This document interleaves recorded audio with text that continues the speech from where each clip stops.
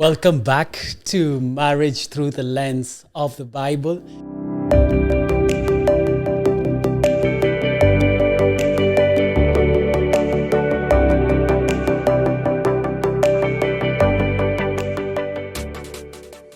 name is Francis King, and I'm excited to join you today. We're still in the book of Matthew chapter 5, going through the Beatitudes.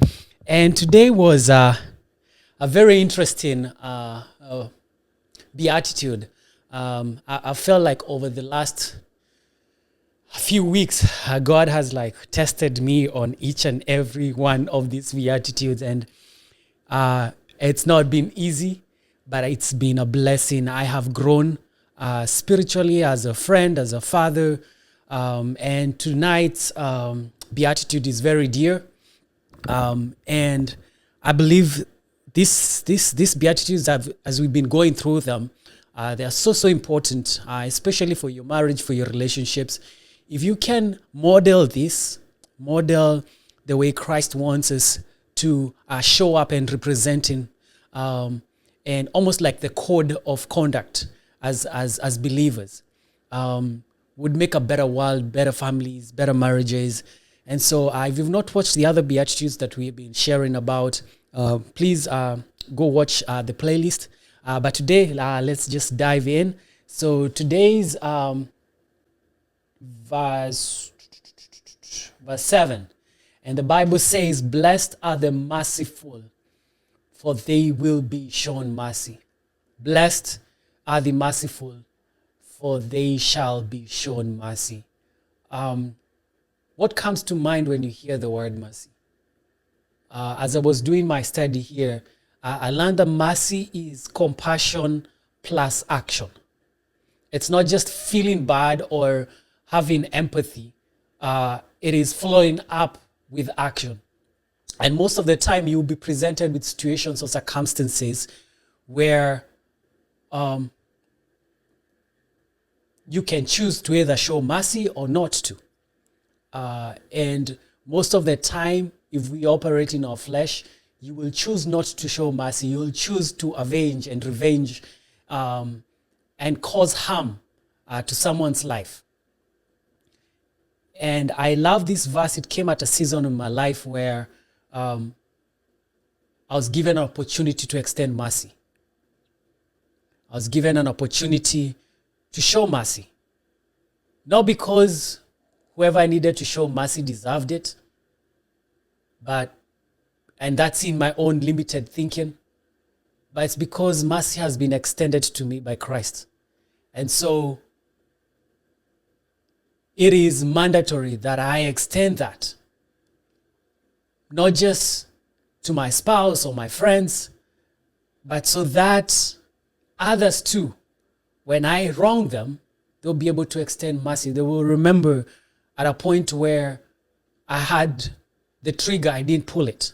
And there's an amazing, fascinating story that I want to share that I believe will drive this conversation home. And I want to just read it for you guys. So it's the Stingler Brown incident, and it's a moment of mercy.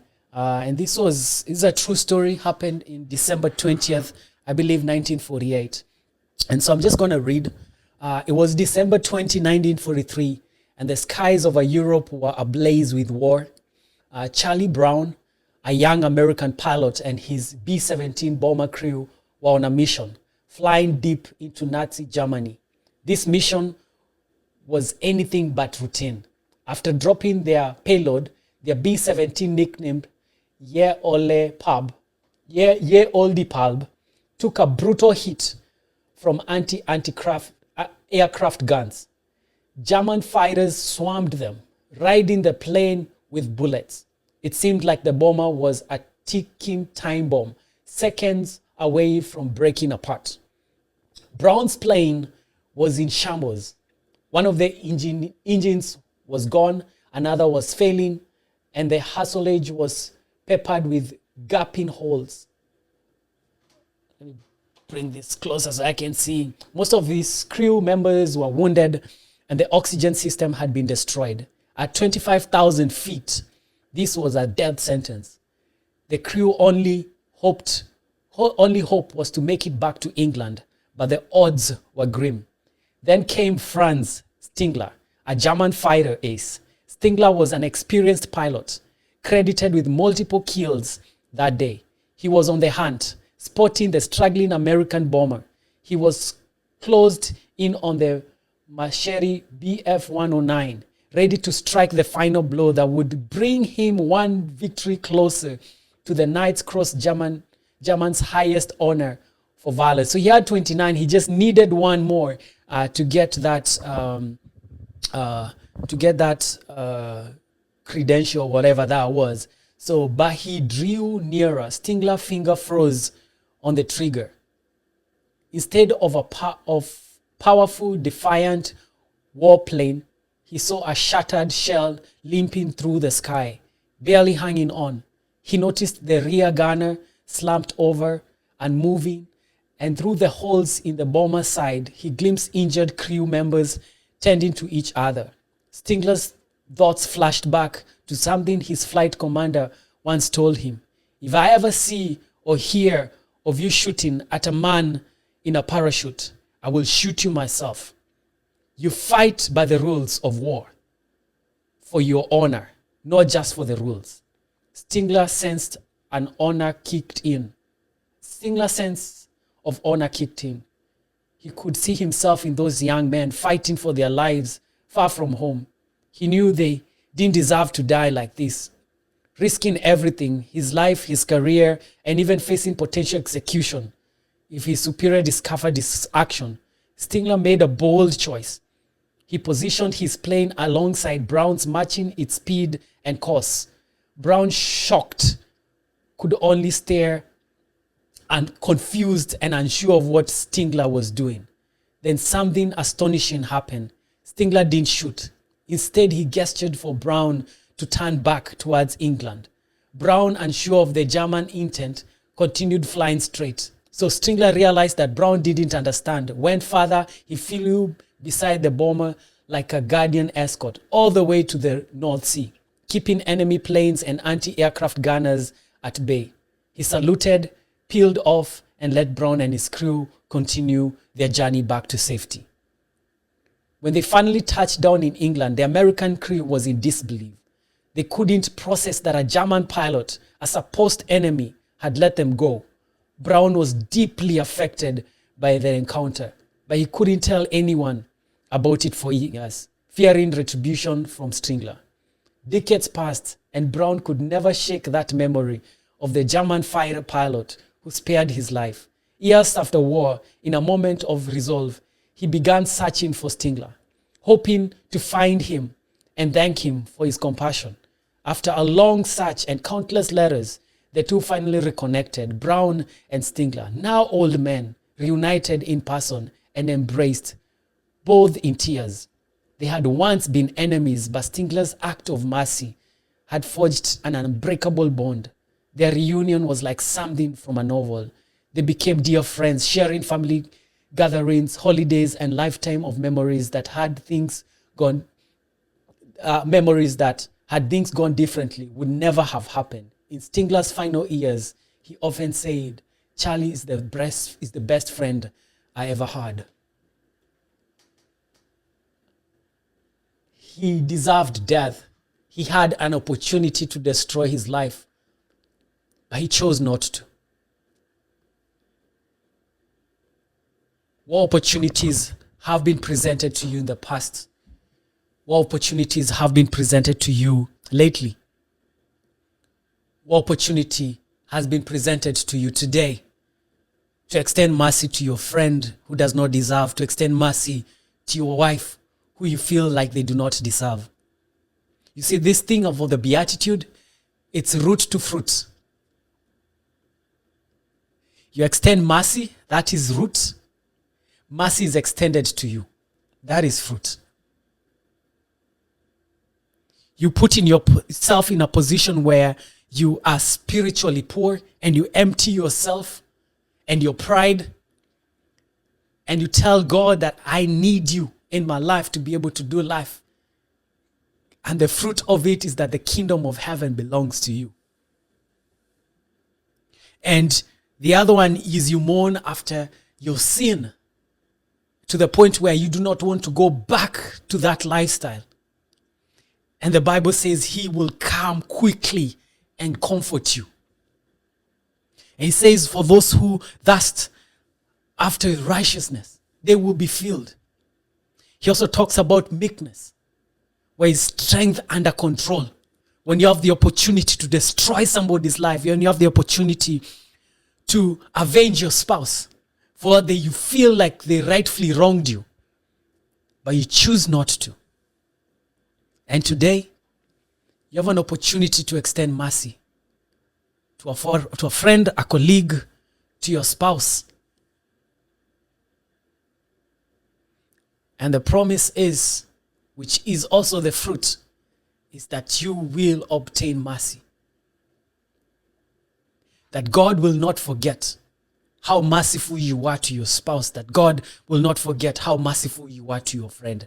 Yes, it hurts. Yes, they did you wrong. Yes, you have the trigger to ruin them.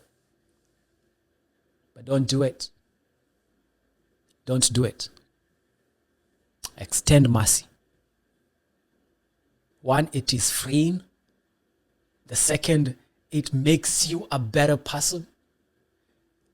Third, it makes you enjoy your friendships. Sometimes we ruin friendships and our marriages thinking that you're going to get another friend just like that. It takes work, it takes forgiving, it takes sacrifice. And yeah, you're disappointed in the relationship that you are in. And I'm not talking about unhealthy relationships and abuse and stuff like that. I'm just talking about petty things, things that are small. There's a quote that I was reading today, and it really touched me. And it was saying that don't make a big deal about little disappointments. I can't talk. Don't make a big deal about little disappointments. Extend mercy. Extend mercy. Because the economy of the kingdom of heaven is mercy, mercy, mercy. You are alive today because of the mercies of God. So don't be like that guy that's recorded in the book of Matthew 18, verse 21. The parable of the unmerciful servant, who the king knew that this guy can't pay me these millions. He also knew that he cannot pay the king all these millions. And the king was like, I'm putting you to jail until you pay it up. But the king was moved by compassion. And he didn't stop there, because compassion without action is not mercy. And he forgave this guy's debt. And the guy was able to walk free. A day or so, he meets a guy who owes him a couple of thousands. And he's like, I'm putting you to jail until you pay it all. And rumors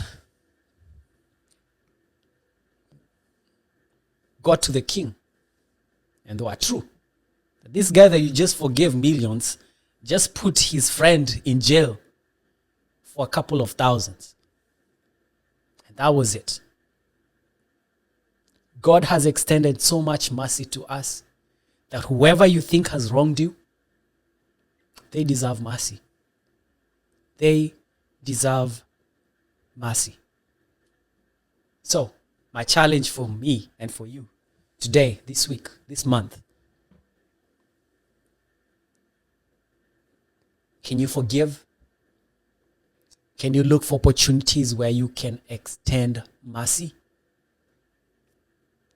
Can you practice power in control? Can you try and be meek? So that's my challenge for you. So have a blessed rest of the week. Again, we are still on this series of reading the Bible through the lens of marriage. Subscribe, share this message, let it encourage someone else. Until next week, love you, God bless you, and go be amazing. Bye.